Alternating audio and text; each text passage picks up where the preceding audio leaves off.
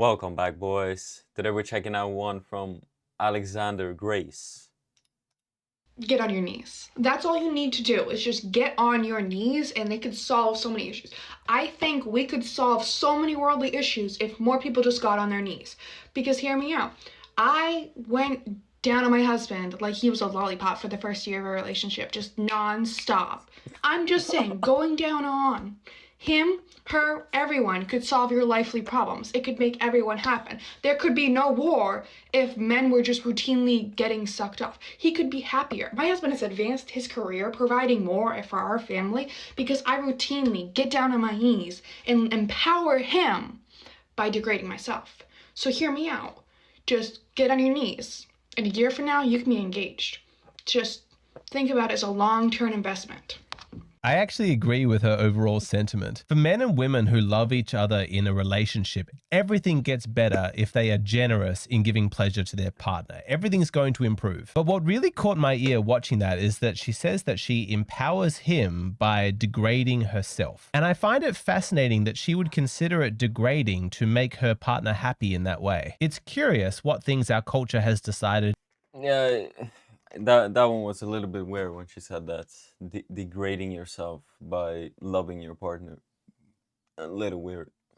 Are degrading and for which gender. In truth, there is nothing that is objectively degrading because the very concept relies on a subjective value judgment. The bowing is crazy, Brian. Tell me why. Because it's coming from a very, very selfish, prideful, and just like across the board, Wait, what? Board harmful. How is it harmful to the woman? Articulate that. Because it's like a weird power dynamic that is, I'm all for. Let me ask you a power question. dynamic. Do you want a guy to open the car door for you?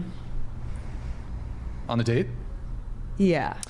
'Cause Wow, that's really loving. harmful to the man. That's a weird power dynamic that you want. There it is. If you want to know the quick cheat to figuring out what actions our culture has decided are degrading, if a man does something that benefits a woman, that's okay. That's empowering for women. We encourage that. But if a woman does something that benefits a man, that is degrading. The acts of service that individuals do for each other inside a relationship are only labeled submission if it's a woman doing it for a man. A man getting on his knees and proposing marriage to her, that's not submission. A man working a physically demanding job, busting his ass every single day of the week to provide for her. I see more and more of these men that want to be like dominated almost by women. Like what happened to like wanting a nice submissive feminine woman? Why now it's like they look for like these mommies? I don't understand it. That's not submission. But while he's at work, if she's cleaning the house for him so that it's tidy when he gets home, that is submission. Funny how that works, isn't it? I really don't think that women want to start playing the game where everything that you do in a relationship to help your partner to improve their lives is considered degrading. Why in heaven's name would I want to be treated the same as a man when I'm sitting here reading my Kindle and enjoying a Dr. Pepper and my husband is under the car sweating, changing my oil? I don't want that. Of course you don't. But guess what? Your husband, who is on the ground underneath your car, sweating and laboring for your comfort, he does not think that he is submitting to you. He does not consider what he's doing to be degrading. Because doing nice things for the people that you love is as natural to humans as eating and sleeping. Of all of the species on this planet, human beings set themselves apart because of how deeply wired our neurology is for cooperation. No human exists in isolation. We help each other. We support each other. And the great news is that in the modern age, we get to choose which humans we cooperate with. Every person is free to voluntarily decide who they spend time with. Women have never been more empowered to make their own choice, to choose their team. And given that cooperation is a necessity, you would think that if a woman does have to team up with a man, surely she's going to choose the guy who loves her, who supports her, who is in a relationship with her. Isn't he the best choice? Women say, I don't want to obey my husband. And that same woman will go to her job and her boss tells her he wants something done by Monday. She'll say, yes, sir. She'll go to the hospital. The doctor tells her, take these pills. She'll say, yes, sir. But the man that loves her and wants to provide and protect for her, she has a problem obeying him. That's why you're single. Let me state this as plainly as I possibly can so that there is no misunderstanding. Women are incomplete without a man. No human is truly independent. Even the bossiest, babiest, feminine icon who works her power corporate job and makes her own money, she exists within an unfathomably complex infrastructure on which she is entirely dependent. The cushy, air-conditioned, white-collar jobs that women are attracted to, they are entirely enabled by the physical, back-breaking labor of blue-collar men who've come before her. On a social level, on a relationship level, women are incomplete. And there is nothing to be ashamed of in that. How ridiculous of feminism to paint women needing a man in a relationship as some kind of moral failing. A guy from one of my hero circles just posted this on our Discord. Imagine how much propaganda it took to convince women that this is oppressive. Males and females need each other. They are quite literally two halves of one biology. Think of emperor penguins, how the males fast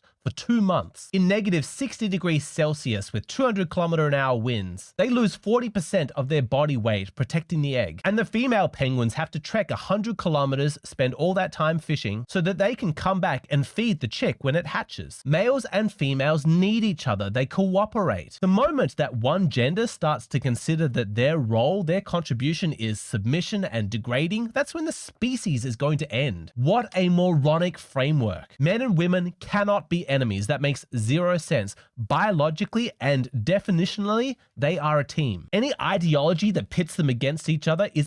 Yeah, I don't know when this started exactly, but men and women do need each other.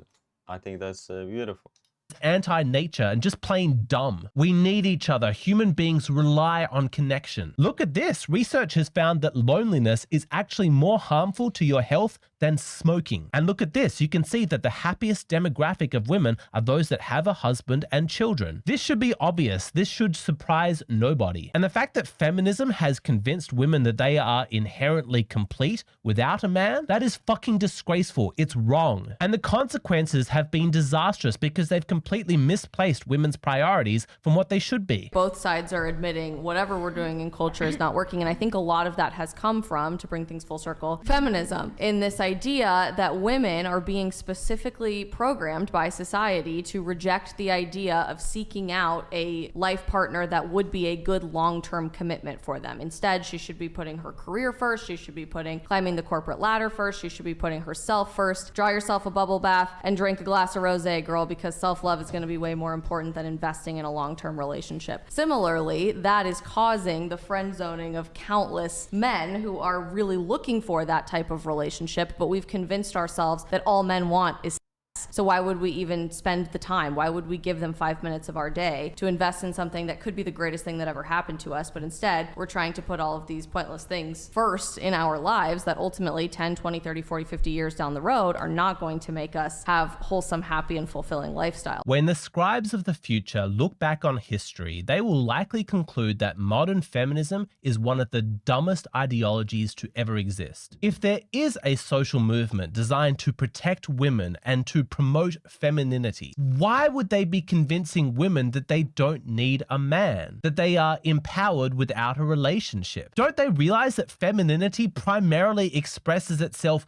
through relationships? That's where its strength lies. Men can still express a lot of their masculinity without a relationship. They can still solve problems, they can still build things, they can still fight and hunt and conquer the world. But a woman without connections, without relationships, is just a poor imitation of a man. She is forced to be masculine because the bottom line is that masculinity is a necessity, femininity is a luxury. And all of the most beautiful things about women and femininity, they're all expressed through relationship. Their kindness, their nurturing, their devotion to children, even a woman's creativity and her talent for aesthetics and decoration. It's best expressed in a relationship, creating a family home, giving it a woman's touch. To convince women that it is somehow empowering to deny themselves the opportunity of expressing that is so dumb that it's hard to not label it as evil. Women make it such a big deal that they have to cook and clean for their husbands because that's so degrading and they're so above that.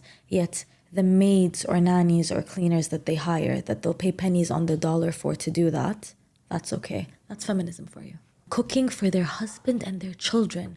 The food that is their sustenance, that's going to keep them going, should be made out of love. I cannot explain to you how اللقمة من إيد أمي, bro, ما بتسوى الدنيا. Like, it just بتسوى الدنيا, sorry. Like, nothing is worth that. And you are acting all high and mighty and above that, like you're doing God's good work, you know? That's feminism for you, by the way. This is why I say I'm anti-feminism, because that's literally what feminism is, in a nutshell.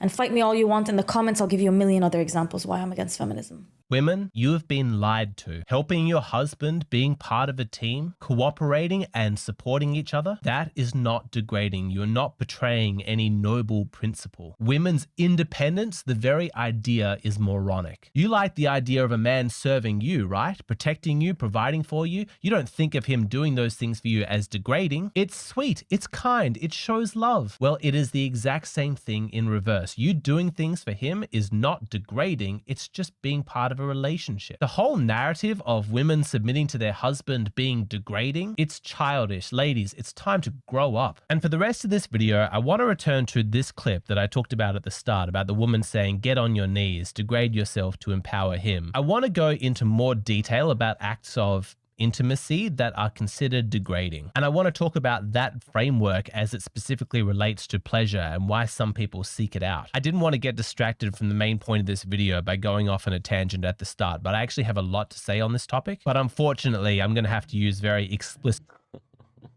What do you boys think? What do you guys think? This one was this one was funny, the first clip. I see you boys on the next one, okay? I appreciate everybody who likes, sub,